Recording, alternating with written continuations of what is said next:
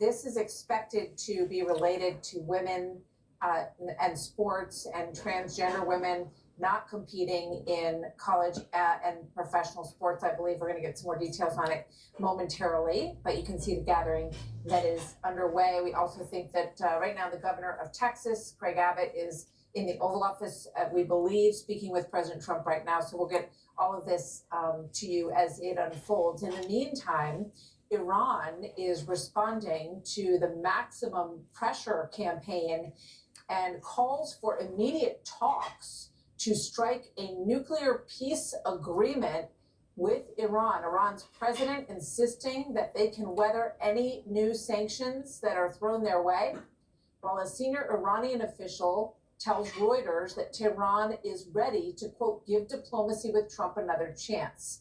But we want the U.S. to, quote, rein in Israel. Their words. Chief Foreign Correspondent Trey Yingst joins us now live from Tel Aviv. Hi, Trey. Yeah, hey, Martha, good afternoon. A lot of developments overnight from President Trump about Iran and Gaza. The news about the Gaza Strip echoing across the region following President Trump's statement that the United States will take over Gaza. The commander-in-chief leaving open the possibility. We're going to toss it back to you, Martha. Secretary Hegseth is talking now. All right, thank you very much. Lots going on. Let's go to Pete Hegseth at the Department of Defense.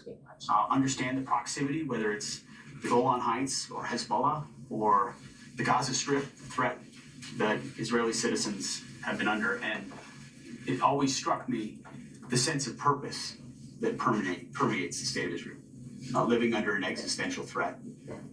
And I've always had a great deal of respect for the response that country has had. And now destroying Hamas's capabilities in Gaza, Hezbollah's capabilities in the north, damaging the Houthi infrastructure in Yemen, and things that are of great importance to America. Those are all of great importance to us. But in September of 2024, killing the man responsible for the 1983 bombing of the Marine Corps compound in Beirut, killing 241 Americans. You have a long memory. We have a long memory. And may our relationship continue to endure. We're going to continue to grow our defense industrial base. We've supplied munitions that were previously not supplied, that are useful in eradicating radical enemies, and we are committed to continue to do so. So I hope you've noticed here at the Defense Department under President Trump, we are laser focused on reviving the warrior ethos, on rebuilding America's military, and reestablishing deterrence, which is something you, Prime Minister, have done in your neighborhood in impressive, aggressive, and important ways. So it's an honor to welcome you to the Pentagon on behalf of the Department of Defense. Thank you for spending the afternoon with us. Well, thank you, Mr. Secretary Pete. You've been a great and stalwart friend of Israel. And you see President Trump and the team that he's put together as extraordinary friends, extraordinary patriots of America, and therefore also champions of the American-Israel alliance. I truly believe Israel obviously has no greater friend than the United States, and I think the United States has no better friend than Israel. It's an ally that perhaps is different from many of your allies because we have no compunction about fighting our enemies by ourselves. We're willing to shoulder the burden of our defense, but by confronting the forces of radicalism and terror and the forces that are anti-American at their core. They call you the great Satan, and they call us the small Satan. We just stand in their way, but you are their great enemy. By confronting these various enemies, we're not only defeating those who wish to attack us, but those who wish to attack you as well. And therefore, our victory is your victory. And we're well ahead and well advanced in the pursuit of our war goals that will give security and peace. And that's the only way you get it in our region and perhaps in many other regions. The only way you get peace and an enduring peace is by being very, very strong. And with our alliance, with your support, including the decision you just mentioned of supplying Israel the much needed tools for our defense, we are a lot stronger than we've ever been. I thank you for this warm reception. It's good to see you again, and I look forward to our discussions away from the camera. Good to see you, sir. Welcome to the Pentagon. Looking forward to the discussion. How do you feel about American ball in Gaza, considering your view and world? I would just say to the question of Gaza, the definition of insanity is attempting to do the same thing over and over and over again. And as the President and Prime Minister pointed out last night, the President is willing to think outside the box, look for new and unique dynamic ways to solve problems that have felt like they're intractable. So we look forward to more conversations about that, creative solutions to that. And as the man tasked with leading the Defense Department here, we're prepared to look at all options as we've said before. Mr. Secretary, are you have a plan to send troops to Gaza? Are you working on options for the president right now that would involve U.S. troops in Gaza? The President is involved in very complex and high-level negotiations of great consequence to both the United States and the State of Israel, and we look forward to working with our allies, our counterparts, both diplomatically and militarily, to look at all options. But we certainly would not get ahead of the President or provide any details about what we may or may not do. That's just bad military. That's all we have.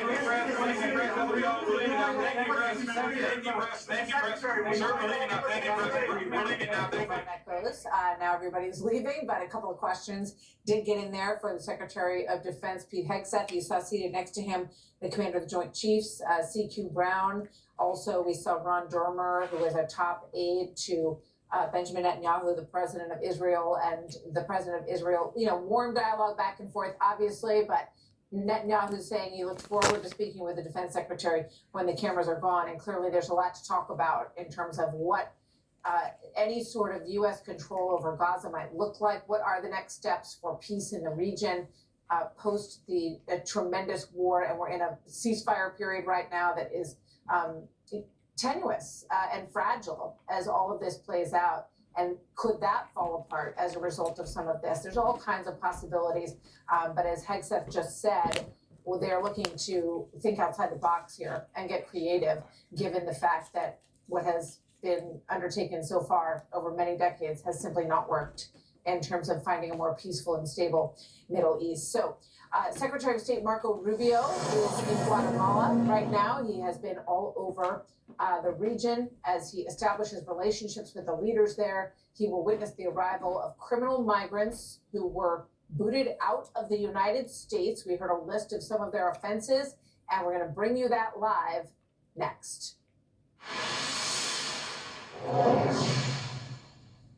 Still considering gold, but not sure which company to choose? This latest executive order that has been signed with regard to Athletics. Watch. You've been waiting a long time for this. So have I. Actually, it's so ridiculous. But here we are. And this doesn't have to be long. It's just all about common sense. Doesn't have to be long. In a few moments, I'll sign a historic executive order to ban men from competing in women's sports. It's about time.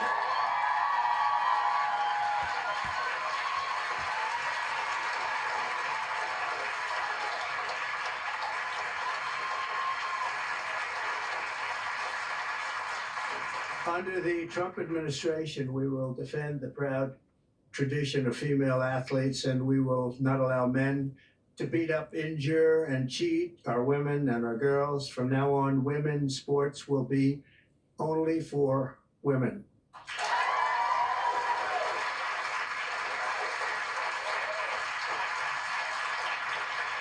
But before going further, I want to share some very exciting news from our military. After years of shrinking force numbers at levels that nobody has ever seen before, 4 years of this we went through, and missed recruiting targets every single month. It was just announced that in December, the U.S. Army had its single best recruitment in more than 15 years.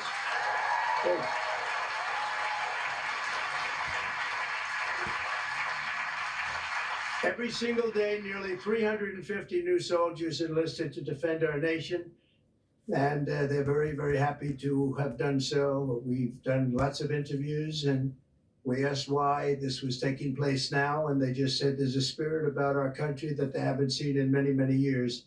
And I happen to agree with that. But it really is clear proof that the spirit is sweeping our armed forces, and we have a great leader in Pete.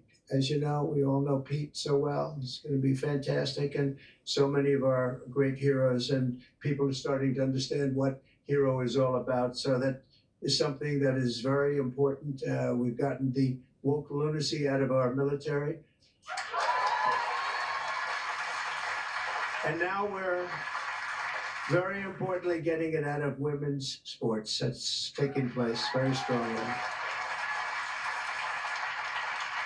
So in recent years, the radical left has waged an all-out campaign to erase the very concept of biological sex and replace it with a militant transgender ideology. You heard a little bit about this, haven't you? Huh? Just a little bit. Does anybody agree with them? No. Would be not a good thing to say yes right there. Female athletes have been forced onto the front lines, and men claiming to be girls have stolen more than 3,500 victories, that's a lot, and invaded more than 11,000 competitions designed for women. Last year, a male cyclist posing as a woman competed in the 800-mile Arizona trail race, a very big deal in cycling, and obliterated the women's course record by nearly 5.5 hours. Sounds like a lot, doesn't it, huh? 5.5 hours, so, but you have to hear the weightlifting records. You think that's bad. The weightlifting's worse. In 2023, a man in women's powerlifting broke 2 world records and outlifted his closest female opponent in one event by 440 pounds. And they continue to defend themselves, Mr. Congressman. You know that, right? They continue to defend themselves. We hope they continue onward because I don't think we can lose a race. This was one of the big reasons that we all won. It's one of the big reasons that we had a record, a landslide like they haven't seen before, very often anyway. And who could forget last year's Paris Olympics where a male boxer stole the women's gold medal after brutalizing his female opponent so viciously that she had to forfeit just after 46 seconds, and she was a championship fighter. And actually, they had 2 women or 2 people that transitioned, and both of them won gold medals, and they won them very convincingly. But all of that ends today because with this executive order, the war on women's sports is over.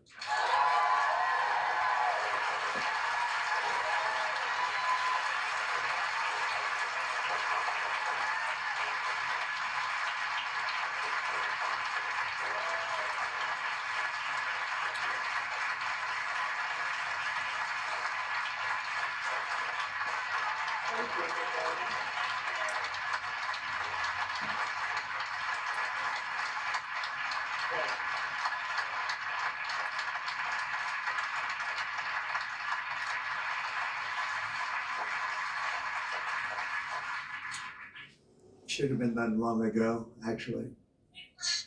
Thank you. Thank you very much. With my action this afternoon, we're putting every school receiving taxpayer dollars on notice that if you let men take over women's sports teams or invade your locker rooms, you will be investigated for violations of Title IX and risk your federal funding. There will be no federal funding.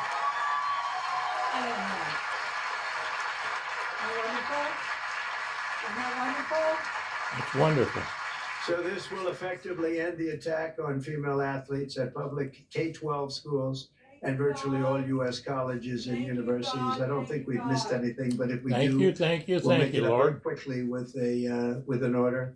And I don't think we will at all. I want to, before we go on, I want to thank so many people that have worked so hard in the political establishment, and they're before me largely, and I think I'm gonna miss a few. It always happens when you do this, but it's just one of those things. But we have many senators here, many governors here, many state attorneys generals here. They're all over the place, actually. I see some of them went after me, but they failed.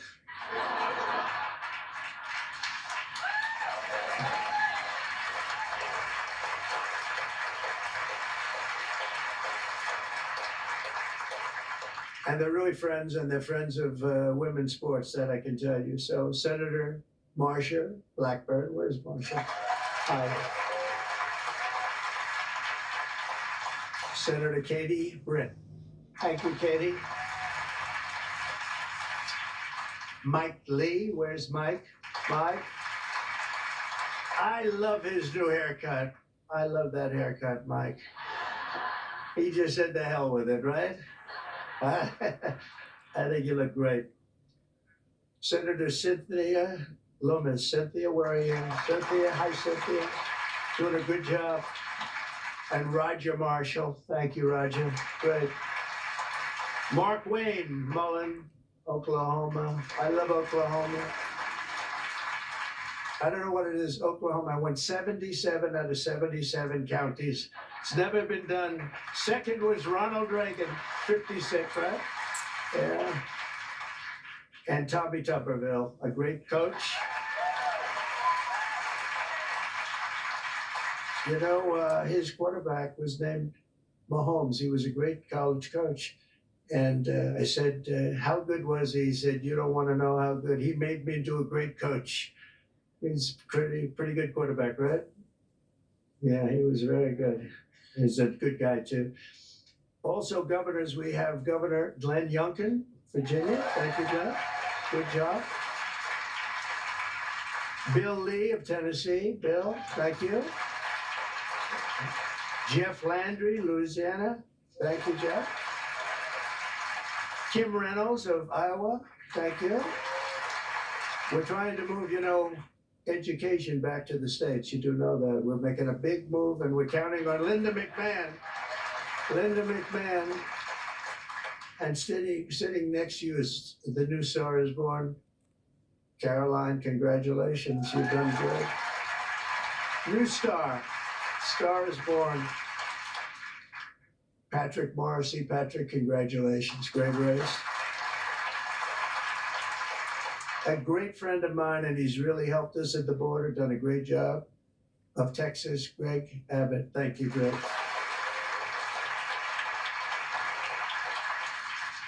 Jim Pillen, where are you? Jim, very good, very good. Are you feeling good? He had a bad fall. You doing all right, huh? Good, you look great. Brad Little, Brad, thank you, Brad, good job.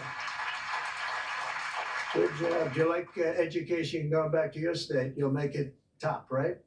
You know, just so people understand, in the education world, we're ranked very, very poorly. We're 38, 39, and 40 out of 40 countries. We're at the bottom of the pack almost always, or very close to it. That just came out. We're 40 out of 40.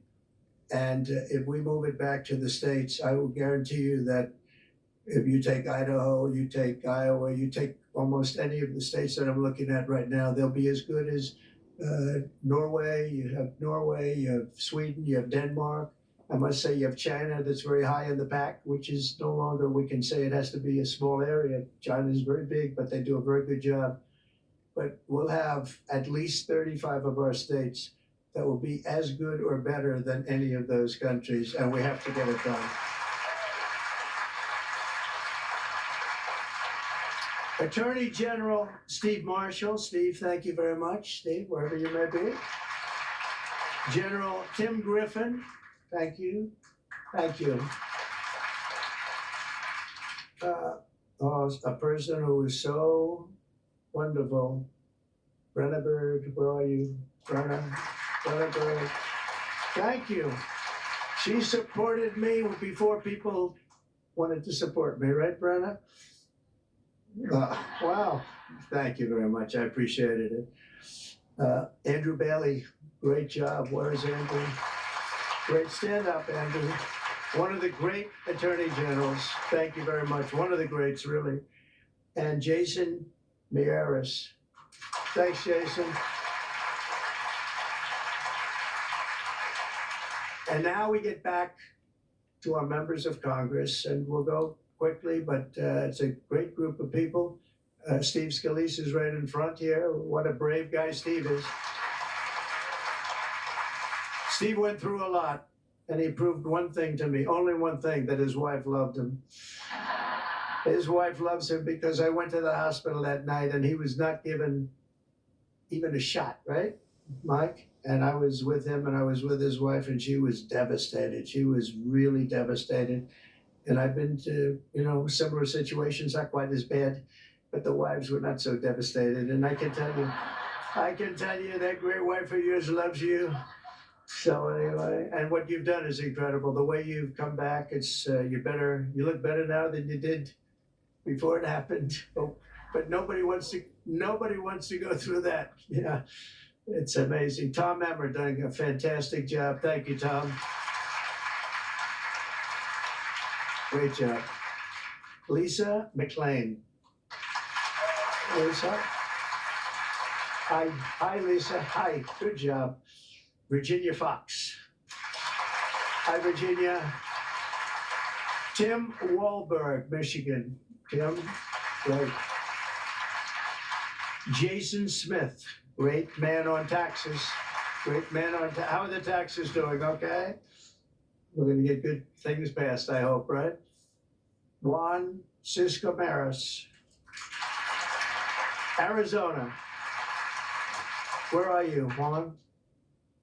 Hello, Juan. Stand up, Juan. You look so good. You always look good. Kevin Kiley. Kevin, wherever you may be. What happened? How come we had no applause? Lauren Bobert. Lauren Bobert. Very much a leader in this. Thank you, Lauren. Kat Kamek, Florida. Thank you, Kat. Byron Donalds, he's doing good. Byron's doing good. Where is he? You're doing good, Byron. Laurel Lee. Thank you, Laurel. Thank you. Great job. Anna Paulina Luna. Thank you. Thank you, Anna. Greg Stubbe hit a home run wearing a Trump cap. The only one that hit a home run out of the park during your crazy baseball game, right? I think I will come. I think I'll come. If you're playing, I'll come. Somebody that's very shy. This is a very shy person, and but she's trying to break out of it. Marjorie Taylor Greene.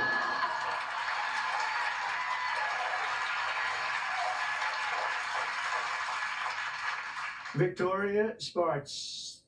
Thank you, Victoria. Great job. Ashley Hinson. Ashley, thank you. Marionette Miller Meeks. Good job, you did. Good job. Great job. Mary Miller. And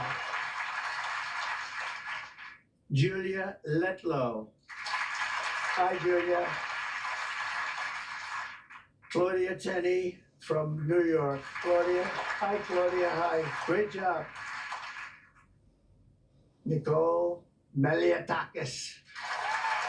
Hi, Nicole. Good. Doing good. I see a great poll with you, Nicole. Michelle Fishbach. Thank you. Great job. Ann Wagner, Missouri. Thanks. Sherry Biggs, South Carolina. Thanks, great job. Nancy Mace, where's Nancy? Here's something. Oh, are you a believer in what we're doing, Nancy? Nancy takes it on right from the start, right? Would you like to say something? Would you like to say we're doing the right thing? Good. Good. Thank you very much. Thank you, Nancy. Stephanie Bice, Oklahoma. Oklahoma. Thanks, Stephanie. Diana Harshbarger. Thanks, Diana. Good job. Tim Burchett. Tim, I watched you on television the other day. You were unbelievable. You ripped that guy apart. Man, that poor guy, he started getting a little fresh with Tim, and Tim just ripped him apart. That was beautiful. I actually left a message. That's good. Great job, Tim. That was great. Monica De La Cruz. Monica.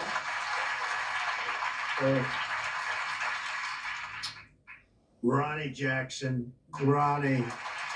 Dr. Ronnie. He's a doctor, a great admiral, and a great congressman, right? Pretty good. He has his choice. What do you like doing best, Ronnie? Who is the healthiest patient you ever had? You know why I liked him? The fake news asked, so doctor, he had Obama, Bush, and Trump in the White House. He was the White House doctor. And they asked him, who's the healthiest of the three? He said, it's not close, it's Donald Trump. And from that moment, I love this guy. Right? Thank you, Ronnie. Wesley Hunt from Texas. Hi, Wesley. Beth Van Dyne. Beth from Texas. Thanks, Beth. Burgess Owens, a great athlete, an NFL star. Ken Kiggins from Virginia. Thank you. Thank you, honey. Thank you very much, Jen. I appreciate it. Harriet Hageman, what a lawyer. Oh, one of the best, one of the most talented lawyers you'll ever see. What she did to her opponent was horrible. Let's see, who was her opponent? Let's see. Oh, does anybody remember her opponent? We tend to forget. We forgot that one, huh? And you know, your speaker, I'm going to introduce him later anyway, but your speaker has been fantastic. Stand up, Mike. He's great. What a good man. A really good man. Also, some friends of ours, Sage Steele, has been very strong on the issue. Sage, thank you. Thank you very much. Okay. Thank you, great job. Tiffany Justice, Tina Deskovich, founders of Moms for Liberty, and they honored me, and it was a great honor. Thank you very much, both of you. Thank you. Heather Higgins, Andy Butner, Victoria Coley from Independent Women's